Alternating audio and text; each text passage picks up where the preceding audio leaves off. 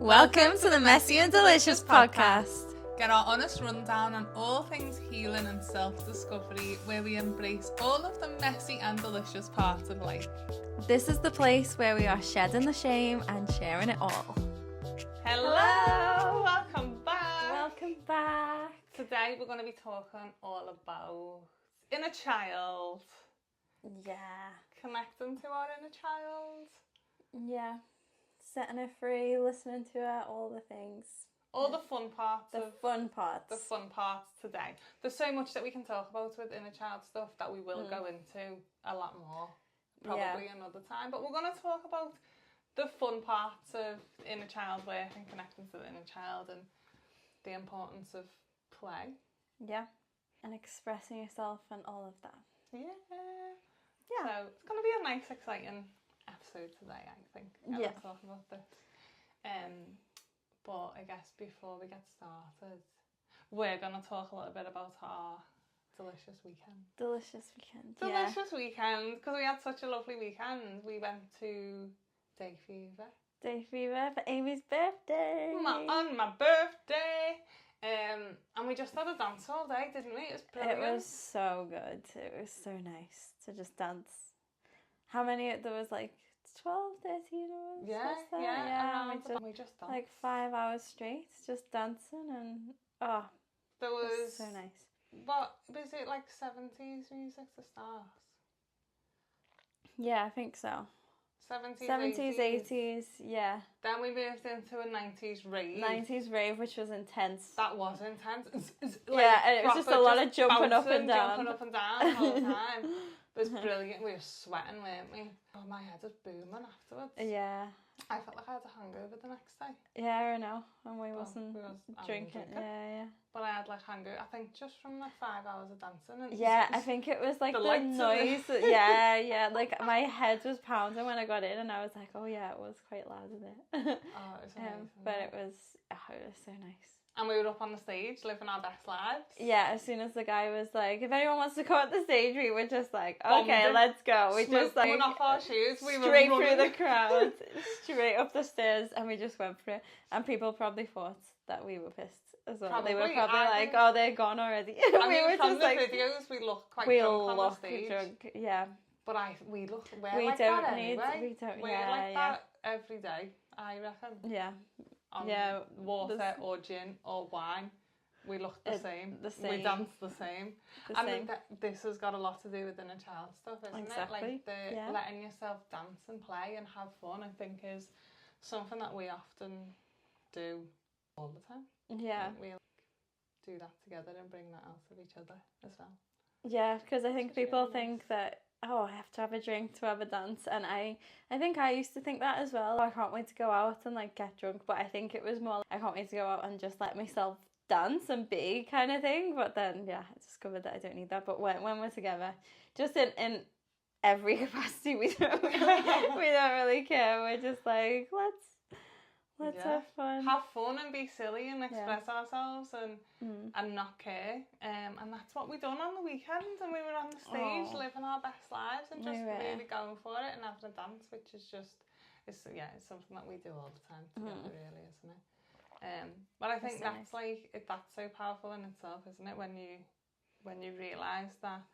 I think most of the time when people go out and get drunk and have a dance, they're enjoying that feeling of dancing without caring. Yeah. But you attach it to going out and drinking. The drink. Whereas like the fun part is the dancing and not caring. Yeah, exactly. But it's hard to connect to that. But I think once you realise that that's the thing that you're actually looking for and you're enjoying, you can then learn to do that and not need the drink. And we both drink, don't we? We're not. This is not about like being a drinker or not being a drinker. Yeah, no, it's nothing to do with that. It's just detaching that need from being able to let yourself have fun and be silly and dance.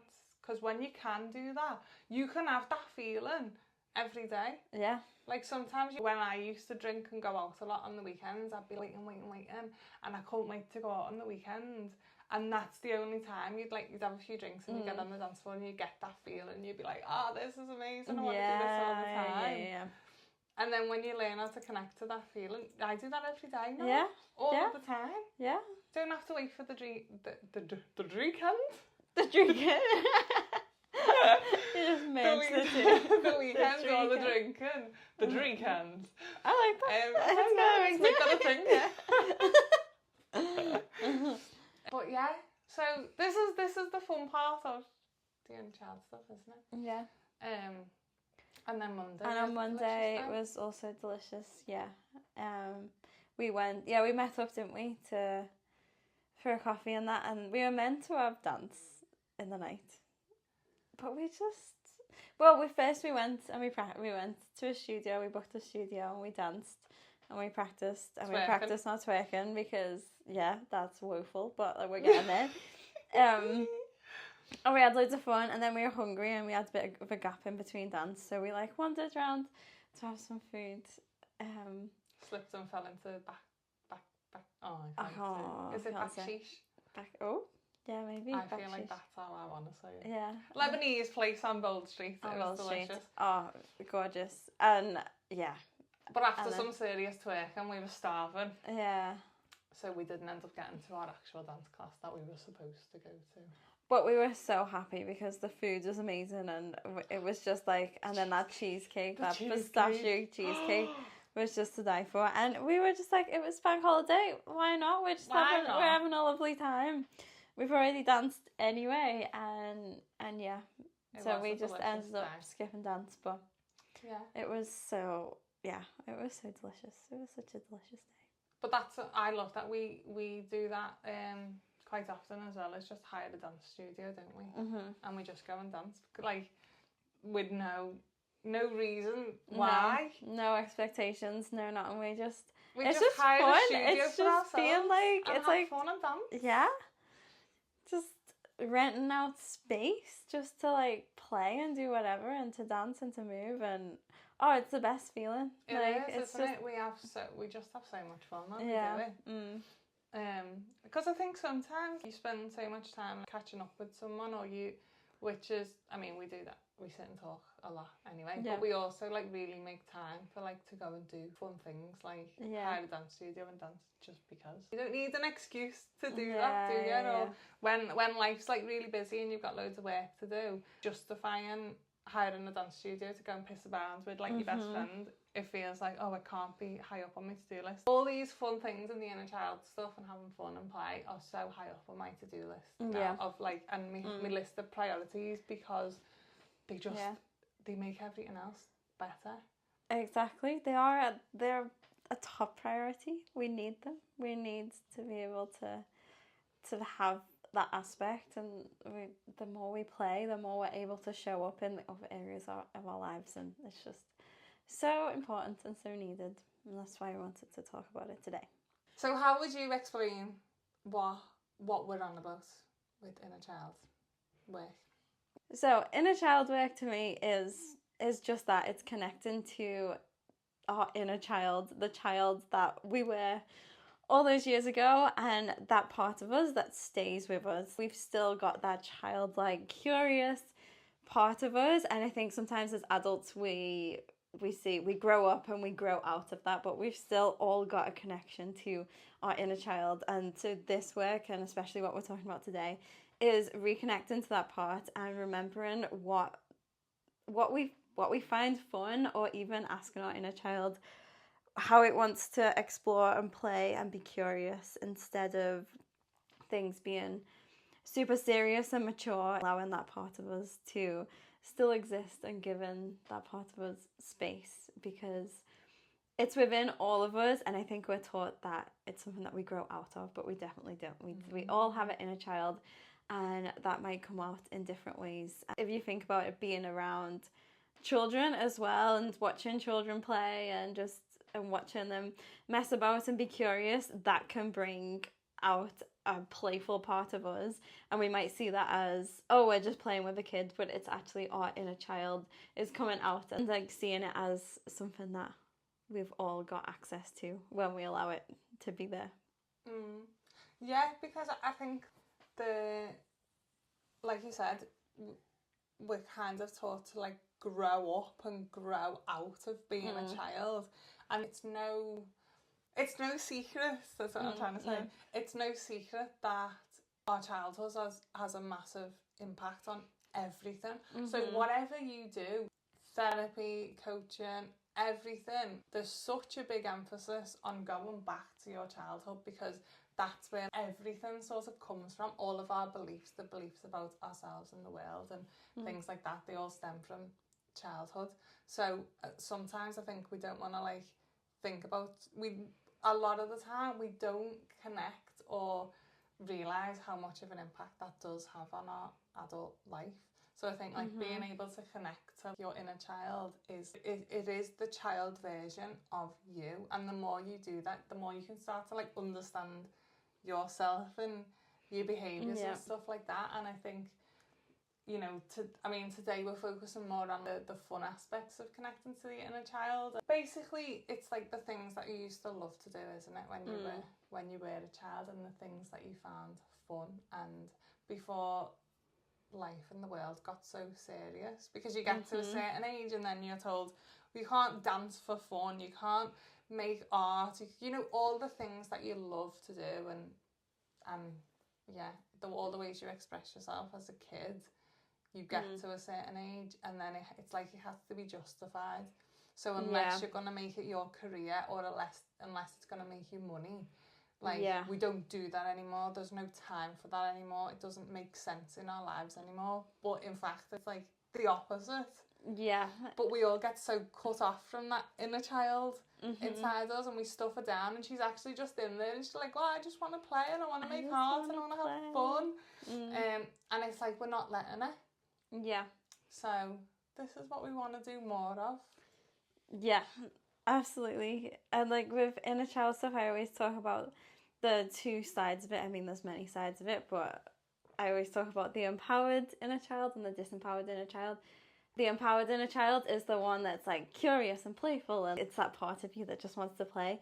And the disempowered I see as the part of you that didn't quite get their needs met, or needed more love, or needs more attention, and all that kind of stuff.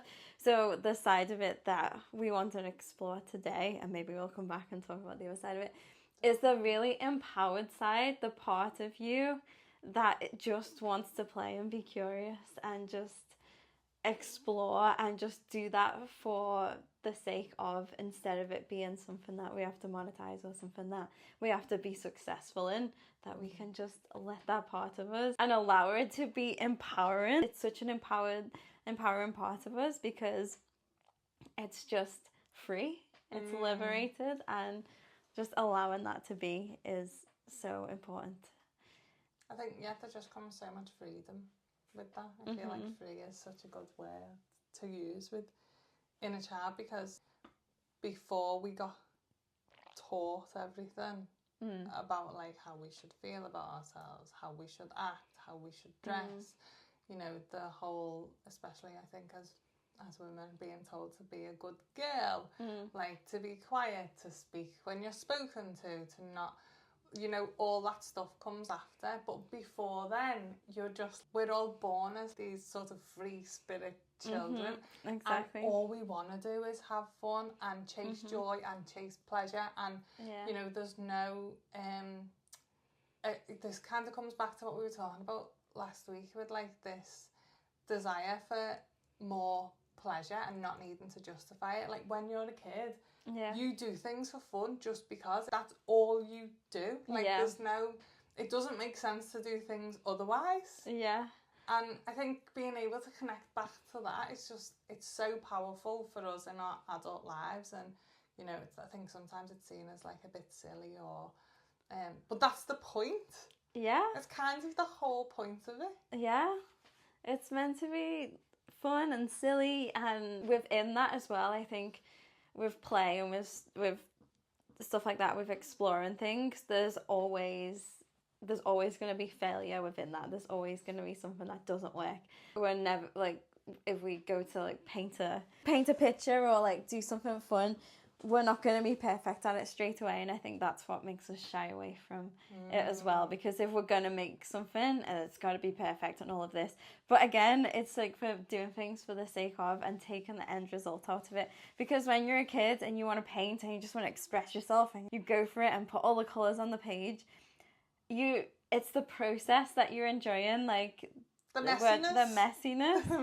And it's not necessarily something to look at and be like, oh, well, I should have done that line neater and that line neater. It's like we just play and we just explore and we just let whatever is be, and we put it on the fridge and it's just a blob, but we're like, yes, we're like so proud because we remember the process.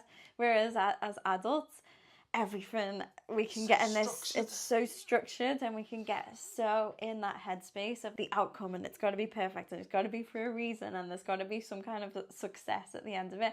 Whereas the success is the play part. It's like, if you can just surrender to play and just be messy, then that is the goal. Like that is what we're looking for, and that's also gonna help you so much, isn't it, in every other aspect of your life. Because when you are like, you're really uptight about things, or you overthink things, or things have to be a certain way and you have to have a process and everything has to make sense, you're so restricted in, again, back to last week as well, but how much you can now like receive.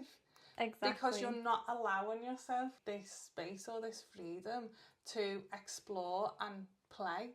So everything else in your life is going to feel really rigid and restrictive. And the more you do this and allow yourself this time and space and connecting to your inner child and the play, you're going to notice every area of your life as well just start to open up and bloom, and you'll find so much more fun and joy and pleasure in all the areas. Like if you've got a business, I think this is where a lot of people sort of trip up, because you think, right, I've got to be like serious business now. Everything's got to make sense. Everything, I've got to do all the things, and I've got to be a serious adult and put my big girl pants on and do all this. Yeah. But it's actually in the messy moments and the fun, and the more you allow yourself to do that, you're going to notice your business is going to start growing naturally, because you are.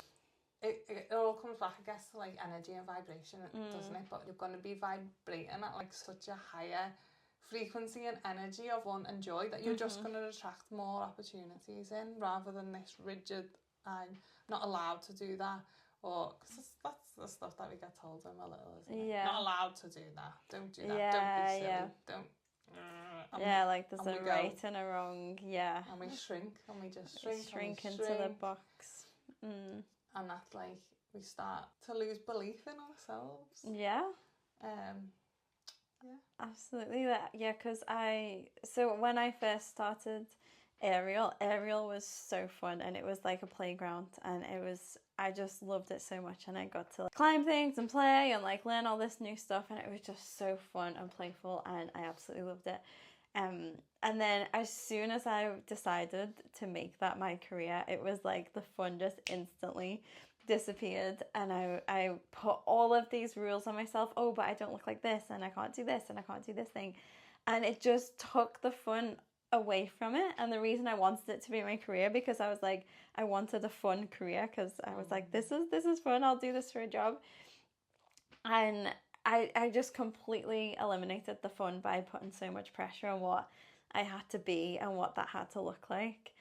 Whereas if I could have kept hold of that playfulness, it would have been a completely different story. But it was like, as soon as we shift something into a place that has got more rules, like the fun can go out the window so quickly. And I think coming back to that curiosity and that playfulness is the key. We can get so sucked in to all the serious stuff, and of course there's so much serious stuff, but we can get completely pulled into it, and it's just remembering all the time, okay, how can I make this more fun? How can I make this more playful? How can I keep this creative and something that I'm excited about, instead of it being so rigid in a box?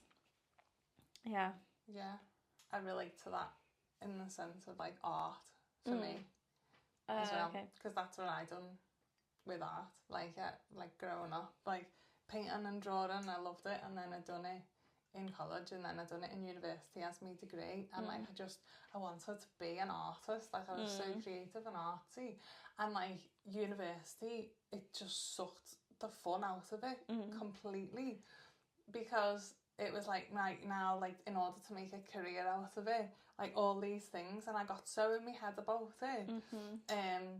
And then over the years I have like done bits of art, but then I'll like do commissions from it, and then I make it into a job, and then it sucks the fun out of it. But I think also like that this overlaps with a bit of like self-belief stuff as well, because I never believed I was good enough to make it as an artist. So then that heavy feeling, that's a really good point actually, would come with doing the fun things, because then doing the fun things I then had to be really, really good at in order to make it. So then I'd be like, well, I'm not going to do it at all now, because I can't deal with that fear or that feeling of like, well, I'm not the best artist and I'm not going to be good enough, so I'll never paint again. And I just didn't for years after university, because I'd lost the fun of it, but I also had like this, I suppose, shame is very much attached to that, isn't it? Well, I'm not going to make it, so... And you just lose the fun, whereas over the last couple of years I've really been trying to connect back to art as my way of fun and expressing myself, and not to make money and not to make it as an artist, but just because that's what I was always supposed to do. I was supposed to just enjoy art without putting all these things, these pressures and expectations on myself for it to be more than what it is. And I think that's what so many people do. We both done that with dance. We both did that with dance. Didn't we? Like, neither of us danced for years. Yeah. Because we didn't think we were good enough to make it as dancers, or we had like this experience where all the pressure was put on us and the fun was just sucked right out of it. And our inner children, both of our inner childs were like, oh no, we can't dance, it's too scary because we're not the best. Exactly. As soon as you start grading and judging something that you found fun, it's got this way of, it's like a fun sponge. It just comes in and soaks all the fun up, because what was one thing then becomes something that you have to get better at. Yeah. And so instead of it being a way that you can express yourself, it becomes something that you have to tick all the boxes for. And it just gets very confusing for an inner child that is free, like, and wanting to just have fun. Your inner child literally just wants to do these things because it's fun. Yeah. And like the adult version of us makes all these rules and these expectations and these boxes for this inner child that literally just wants to paint and express themselves. Just wants to do aerials or hang upside down and swing around. Just wants to dance because it feels good in the body. But then our adult selves is like, no, you can't do that. Yeah. That's silly. Don't be silly. Yeah. This isn't productive in any means. But like, now, it's funny, isn't it, how you get older and then we just go all the way back to like childhood and the things that we used to love to do. Yeah. And they're the things that make life better now. Yeah. Like the things that you loved as a child, again, they're still in you. Like, so I guess like it's so important to keep doing them things, isn't it? Yeah. Yeah, because I feel like I hear all the time people say, oh, I used to love painting, or I used to love like playing football as a kid. I can't do that now. And there's like all of this what should you call it? I don't know. It's not self-doubt, but I guess self-doubt in a way. But it's something that you just put in the bin and go like, oh, I can't do that anymore. I used to like that. Not a child anymore. And also, I'm not gonna be good enough. Or like, what's the point in starting footy when I'm not gonna become a professional? It's like you can do any. The point is fun. Like you can do any of this, and it doesn't. You don't have to put rules on it. Even if you're not good at something, I think this is another one as well. We think if we want to start playing with clay, for example, then we have to be good at it. We don't have to be good at it. You can just play with clay, full stop. You don't have to be good at it. You don't have to justify it by becoming good at it. It's justified in itself. It's productive in itself, because it's you playing and it's you having fun. There's no need for you to be good at it in any way at all. And it's okay for it to be messy. Exactly. And that is delicious. Yeah. It's messy and delicious. Like, it really, really is when it comes to, like, inner child stuff. Also, so I just wanted to talk about it as well in terms of this connecting to our inner child and doing fun things just because for, like, joy and pleasure or whatever. I know a lot of people will struggle with actually justifying that and, like, bringing that into their lives. Like, it does take a lot. We're talking about it quite, like, flippantly, but... Flippantly? Is that the right word? Yeah. Is it? Yeah. I don't think I've ever used that word before. It just sounded really weird. Professional, Amy. Flippantly.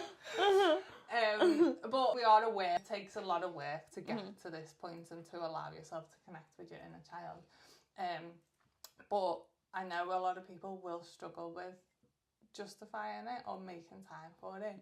So just another little perspective, I guess, is that it is actually genuinely, like, really good for your health in general to make time for fun and joy and pleasure, especially when you think about things like stress on the body. And, like, we all know about, like, high cortisol levels and being really stressed and how, like, negatively that impacts your health, and all kinds of, like, illnesses and diseases, like, come from that. So if you're making an effort to do things that are fun and joyful and, like, connecting to your inner child, like exploring the things that you loved to do when you were little, it's so good for your body, for your nervous system, for, like, not having, I guess, your cortisol spiked so high all of the time.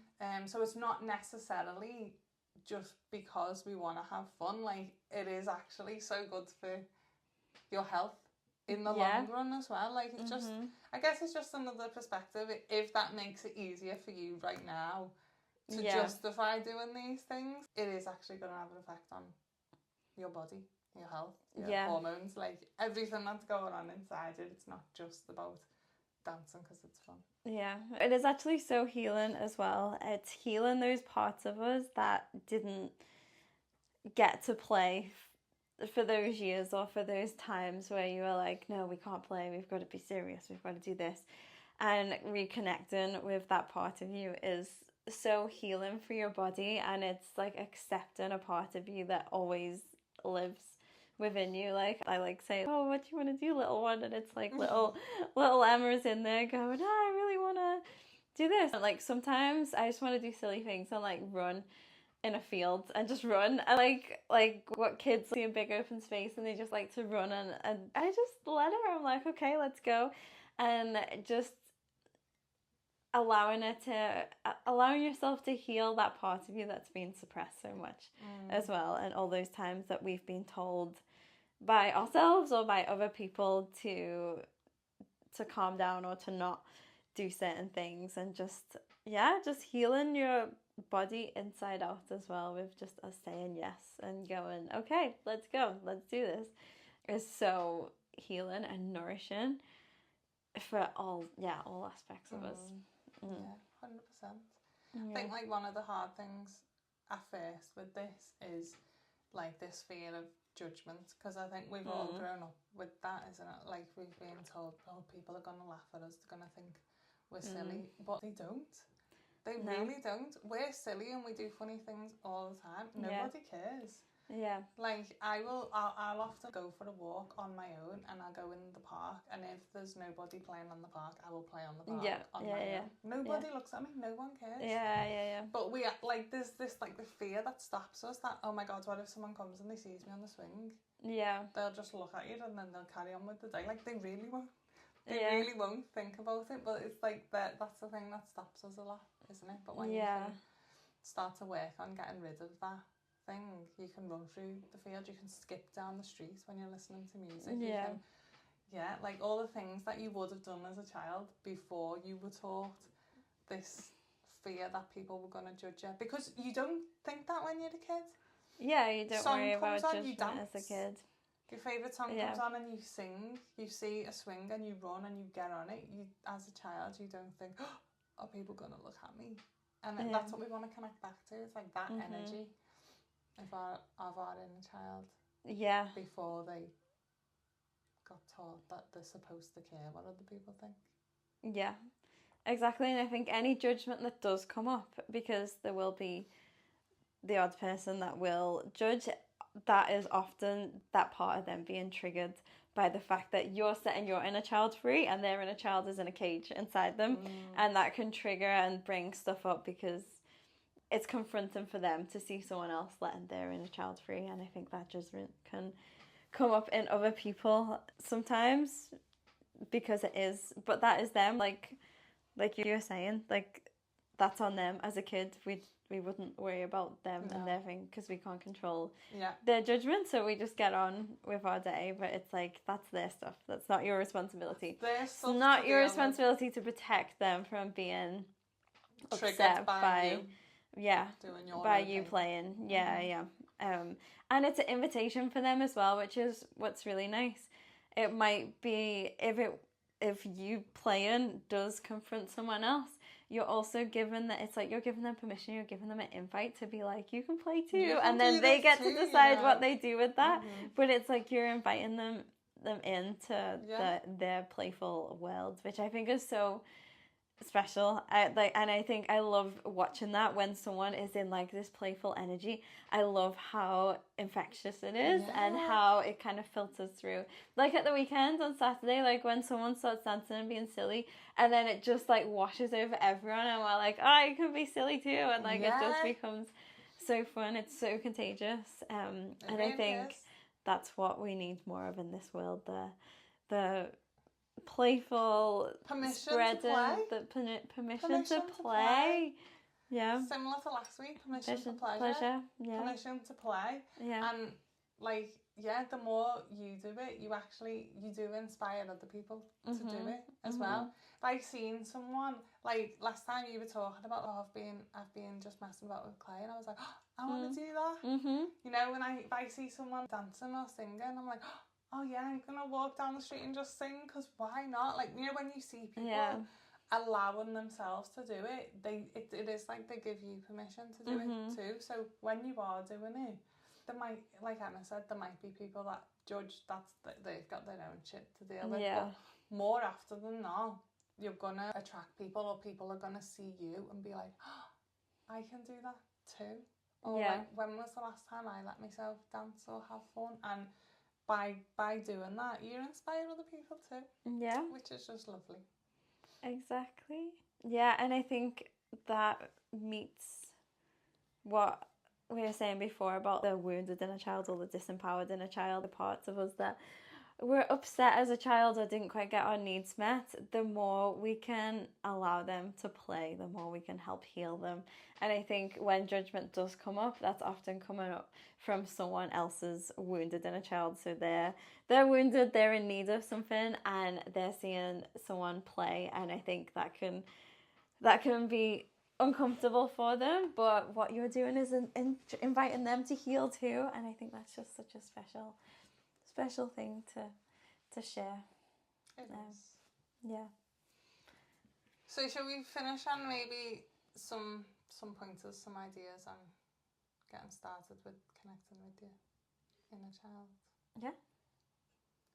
I guess basic one really would be thinking about the things that you liked to do when you were little. Yeah. Even if you just start off with one of them and just make time, like once a week to do it. Yeah. Whether that's painting, dancing, skipping, whatever it is that you've done as a child that you haven't done for years. Yeah. Whatever would be your thing that you go, oh, I used to love doing that. Yeah. What's your thing that you say, oh, I used to love doing that? Why do you used to? Let's get rid of the used to. Yeah. Let's start doing it again. Yeah. Exactly. Yeah, I love that. And then also asking your inner child, this might sound weird, but just taking a moment and being like, so, like, as if the inner child was in front of you. Like, so what do you want to do? And see what comes up. There might be an answer. They might say something completely random that you wasn't expecting. But yeah, just asking that part of you, like, oh, what do you want to, and yeah, give it permission and be like, okay, let's go, let's do it, let's do something silly. And then I guess another one would be just to be more playful and curious in day-to-day life, sometimes I like to just grab something that's not in front of me, say this mug for example, and just like play around with it like you're a creature discovering a mug for the first time, or just like being playful. Mug's probably not the best idea, but you know when you see something and you're like, and you mess about with it, like a bobble for example, and it's like you're like messing about and you're like twisting it all different ways, just allowing that curiosity to come in, because that's something that can come in at an office desk. It doesn't have to be something that you like set out time for in the week. It's like, how can you just add more play? Or when you're waiting for the kettle to boil, like what can you play with in the kitchen? Like what can you be curious about? Like how can you see things from a different perspective instead of it just being a boring thing that you see every day? What happens when you like tip it upside down or try and balance on your head? Just like silly things like that. We can play. We have permission to play at any point in our lives, so why not take advantage of all of those opportunities? Yeah, love that. So we're just going to finish off this episode, I guess, with some funny stories about our childhood. Maybe just a funny story that stands out from being a kid. A messy or a delicious story, or just something from childhood. Yeah, I was thinking about this, and this memory just came to my head, and I haven't thought about this in years, but it just really made me laugh. Like, so when I was younger, I just loved climbing things and playing on things and playgrounds. I mean, I guess like all of us, but I was obsessed with like climbing things and hanging upside down and doing loads of crazy things on like when you go to a park. And then there was this one time we were at a park and there was the swings there, but there was these like older kids on the swings next to them. There was like 2 sets of swings, and the older kids were like swinging really high and then jumping off. And I was maybe about 6 or so, and I was like, oh cool, I've never done that before. So I was like, okay, the bigger the swing, the bigger the jump. So I swung as high as I could, to the point where the kids were going, oh my god, look at that kid over there, she's going dead high. And I was like, oh, they're not even ready for this. And I was kind of like, I was a bit of a show off as a kid as well. Like I didn't really speak, but I'd show off with like what I did. So I was like, oh, wait until they see this jump. So I was swinging like really, really high. And my mum was like somewhere else with my little brother. And I was just going higher and higher and higher. And I was like, yes, this is going to be amazing. And there was a big puddle in front, but I was like, I'm way going to miss that. Like, I'm going to jump straight over that puddle. And it wasn't like a clean puddle. It was so filthy. Like, it was just mud. It was like all dirt, and it was like this puddle. And I was like, oh, this is going to look even cooler because I'm going to jump over the puddle and all the kids over there are going to go, whoa, oh my God, that's the coolest kid I've ever seen. So I was just like swinging really high. And then obviously I just let go. I just let go of the 2 chains and just plummeted straight. But so my heels hit and I just skidded right across. So I got mud. Like I was just covered in mud. Like I was filthy. It was all over me. And then the kids were like, oh my God. Like they were kind of laughing, but they were kind of concerned because they were like, what's just happened? Mud monster. Yeah.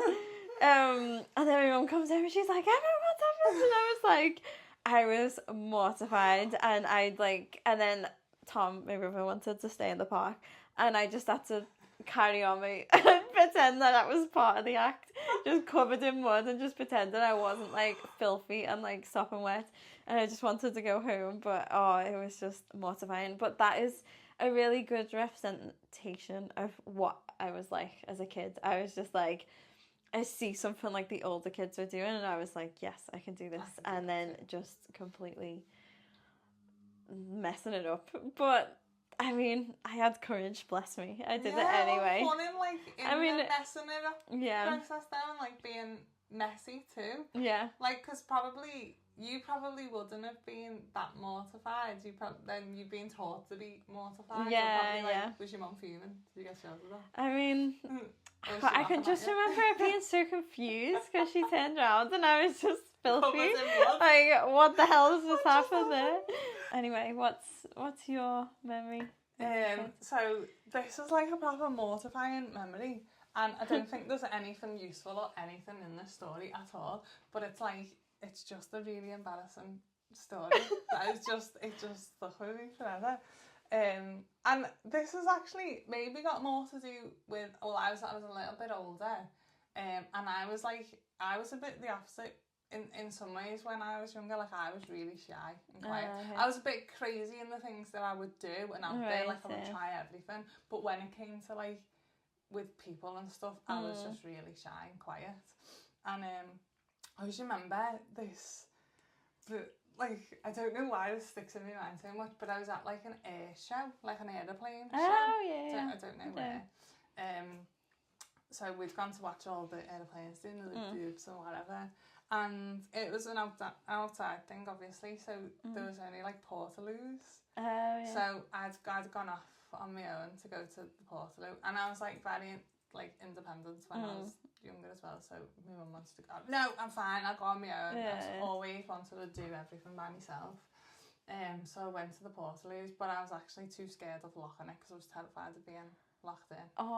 So I just go to the portaloo and I'm just sitting on the toilet having a wee, doing my thing as you do, and someone opened the door, and I just see the door opening, but this girl is opening the door speaking to someone, like so I think she was like speaking to her boyfriend or something, so she opened the door and like backed in, but like in this moment of like pure panic, like I'm little as well, got like my underwear around my ankles and just sat on the toilet. Oh my God. And this girl backs into the portaloo.